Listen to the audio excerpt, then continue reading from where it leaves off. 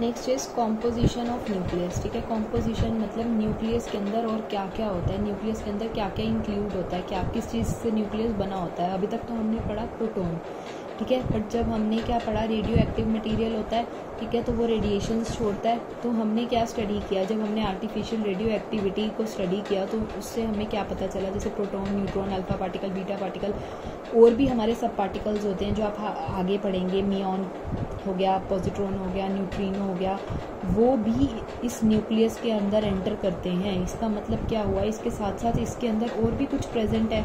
ठीक है, तो इन्हीं स्टडीज़ पे, इन्हीं थ्योरीज़ के बेसिस पे क्या हुआ, हमारी मेन 2 थ्योरीज सामने आई। एक तो हमारी प्रोटॉन इलेक्ट्रॉन हाइपोथेसिस आई, दूसरी प्रोटॉन न्यूट्रॉन हाइपोथेसिस आई।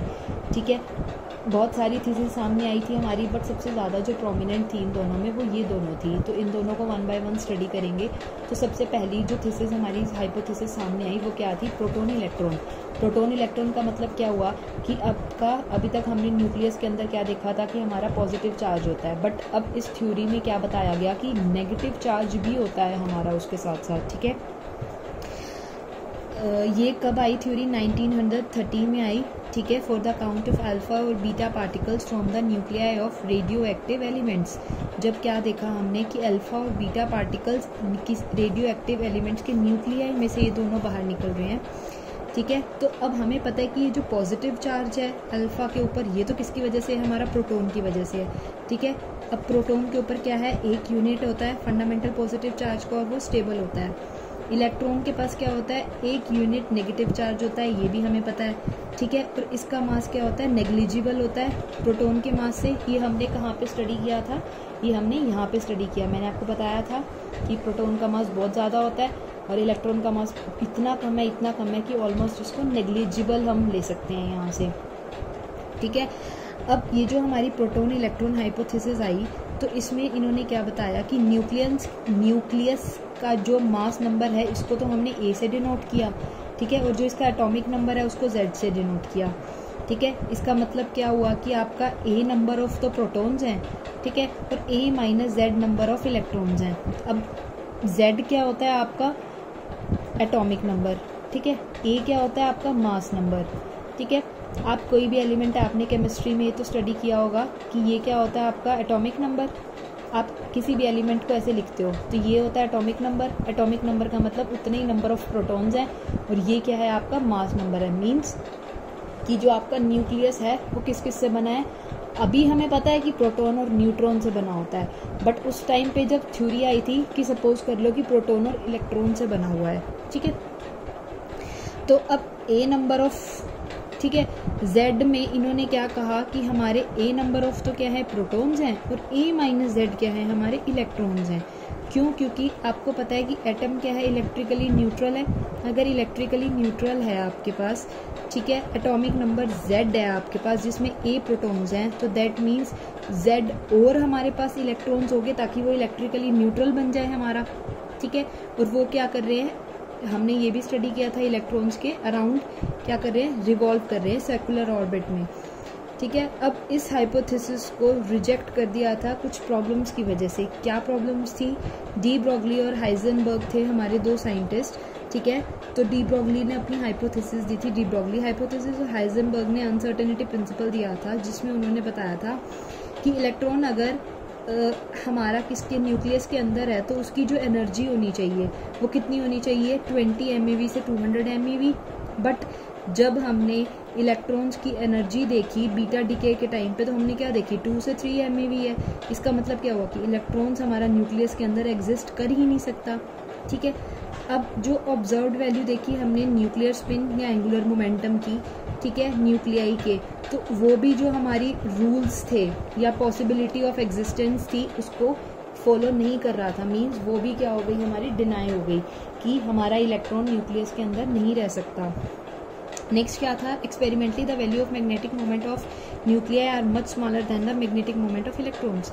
जब हमने एक्सपेरिमेंट किया तो हमने क्या देखा कि अब जो मैग्नेटिक मोमेंट है न्यूक्लियाई की उसकी वैल्यू बहुत छोटी है। अगर हम सिर्फ इलेक्ट्रॉन्स की देखें, अगर हम माने सिर्फ इलेक्ट्रॉन्स की देखें और एक न्यूक्लियाई है उसके अंदर इलेक्ट्रॉन्स है, तो दैट मीन्स इस वैल्यू से ज़्यादा होनी चाहिए थी इसकी वैल्यू, क्योंकि इलेक्ट्रॉन्स के साथ साथ प्रोटॉन्स भी हैं इसमें, बट ओवरऑल हमने क्या देखा, इसकी वैल्यू तो छोटी थी इससे, तो दैट मीन्स इलेक्ट्रॉन्स तो है ही नहीं इसके अंदर। The presence of a few electrons inside the nucleus and other revolving in orbits around the nucleus should dual role of electrons in atomic structure which is difficult to visualize।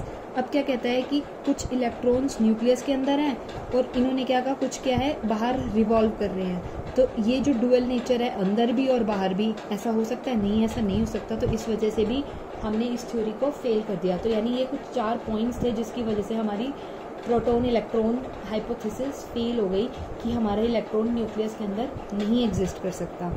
फिर उसके बाद आई neutron, हमारी neutron की discovery हुई। Neutron की discovery किसने की थी? चैडविक ने की थी। कौन से ईयर में? 1932 ईयर में। ठीक है, उन्होंने क्या बताया कि न्यूट्रॉन का कोई मास नहीं होता, ये मासलेस होता है। ठीक है, इसका कोई चार्ज नहीं होता न्यूट्रॉन के ऊपर, बट इसका मास जो होता है वो रफली किसके इक्वल होता है? प्रोटॉन के इक्वल होता है। मास 0 हो गया, मास अप्रॉक्सीमेटली इक्वल टू प्रोटॉन हो गया, बट इसके ऊपर कोई चार्ज नहीं होता, ये न्यूट्रल पार्टिकल होता है।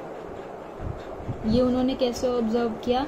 जब उन्होंने बेरिलियम को अल्फा पार्टिकल के साथ बॉम्बार्ड किया, मीन्स उसको स्ट्राइक कराया, तो उन्होंने क्या देखा, कुछ न्यूट्रल रेडिएशंस भी एमिट हुई हैं।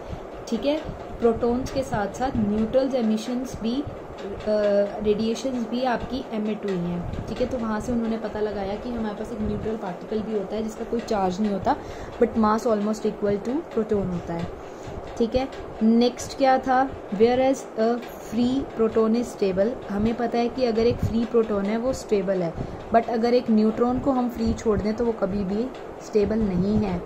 पर जो उसकी मीन लाइफ होती है वो कितनी होती है? सिर्फ 100 सेकेंड्स होती है, जो विच इज़ वेरी लेस।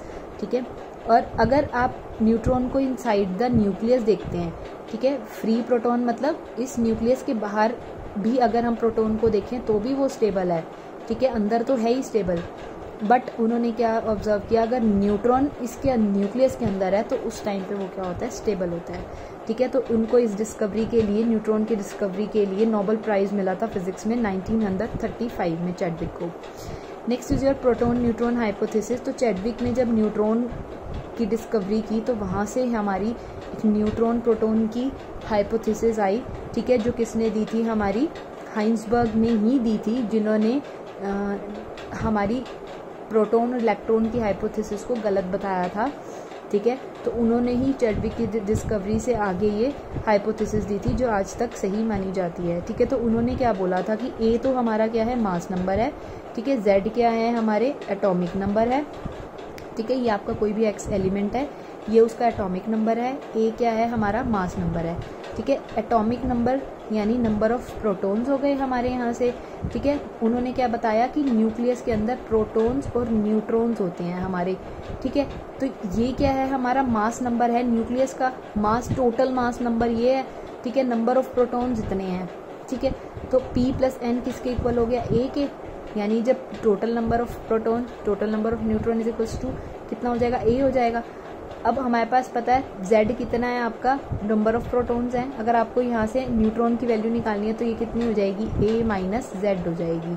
यानी जब हम टोटल मास नंबर में से नंबर ऑफ प्रोटॉन माइनस कर देंगे तो हमारे पास क्या आ जाएंगे? नंबर ऑफ न्यूट्रॉन्स आ जाएंगे यहाँ से।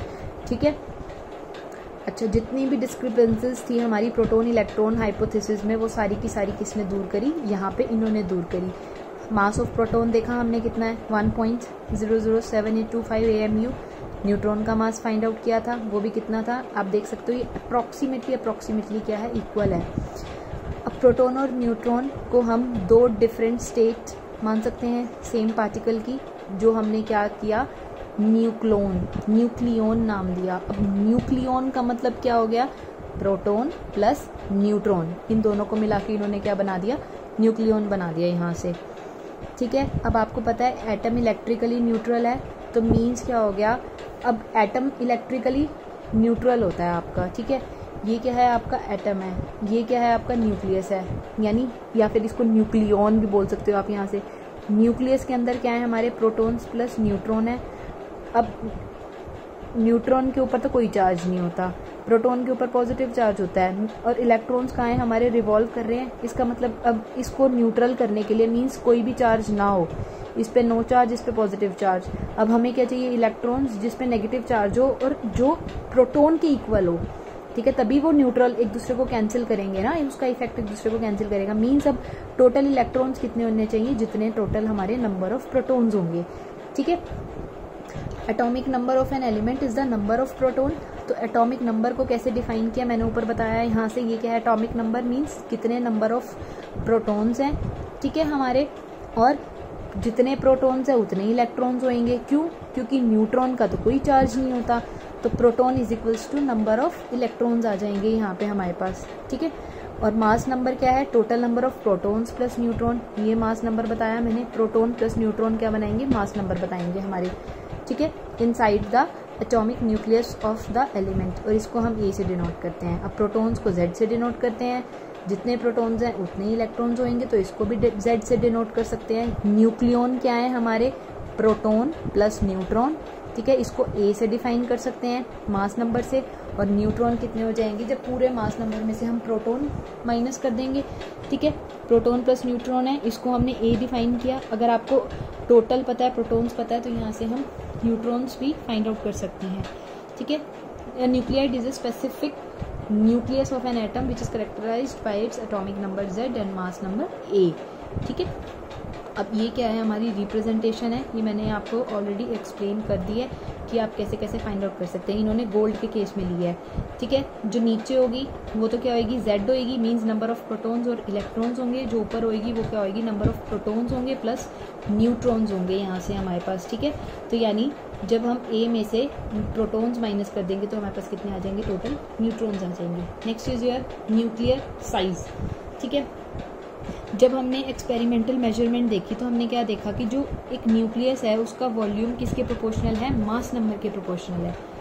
अगर आर उसका रेडियस है, ठीक है, तो वॉल्यूम कितनी हो जाएगी, 4/3 पाई आर क्यूब हो जाएगी। और ये हमने किसके, इसके प्रोपोर्शनल देखी, ए के। तो जो स्टेटमेंट है volume of nucleus is proportional to mass number, तो डायरेक्टली प्रोपोर्शनल टू ए लिख दो। ये तो क्या है, हमारी कांस्टेंट टर्म है। तो इन शॉर्ट हमारे पास क्या हो गया, R cube is directly proportional to A, ठीक है। अब जब हमें सिर्फ आर करना है तो यानी 1/3 से 1/3 दोनों साइड क्या करना पड़ेगा, इसको मल्टीप्लाई करना पड़ेगा। तो ये आर कितना आ गया, ए की पावर 1/3 आ गया यहाँ से, ठीक है। R is directly proportional to A की पावर 1/3। जब डायरेक्ट प्रोपोर्शनैलिटी साइन हटाएंगे तो हमारे पास कितना आ जाएगा, यहाँ से आर नॉट आ जाएगा। तो R is equals to R naught A की पावर 1/3, ठीक है। जहाँ पे आर नॉट क्या है, हमारे पास एक कांस्टेंट है जिसकी वैल्यू क्या होती है, ये आपको ध्यान में रखनी है, 1.2 इंटू 10⁻⁻15 मीटर होती है इसकी, ठीक है। अब आपको पता है ए क्या होगा, मास नंबर, ये डिफरेंट होगा डिफरेंट एलिमेंट्स के लिए, ठीक है। तो एटॉमिक न्यूक्लियाई क्या होंगे, डिफरेंट एलिमेंट्स के डिफरेंट साइज होंगे, ठीक है।